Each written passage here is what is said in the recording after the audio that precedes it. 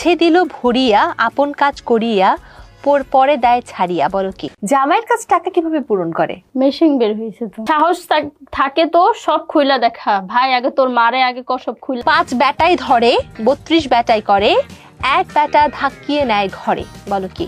তোমার কথা শুনে তো মনে হচ্ছে তোমার সুগার ড্যাডির খুব প্রয়োজন।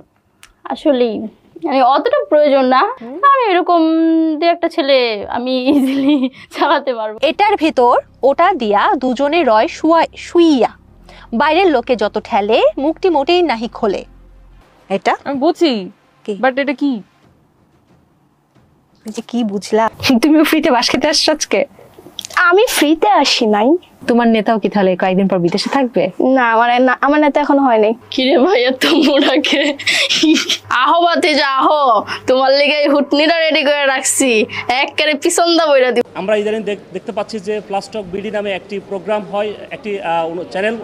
সেই চ্যানেলে তমারুষি নামে একজন উপস্থাপিকা, তিনি বিভিন্ন সময়ে বিভিন্ন টিকটকার এবং বিভিন্ন ধরনের হচ্ছে কি অভিনেত্রী ধরে নিয়ে এসে বিভিন্ন শব্দ চয়ন করে এবং এই শব্দগুলো বাংলাদেশের সামাজিকতার সাথে সম্পূর্ণ অসঙ্গতিপূর্ণ। তিনি বিভিন্ন শব্দ চয়ন করে যে শব্দগুলো অশ্লীলতা পরিপূর্ণ এবং কুরুচিপূর্ণ।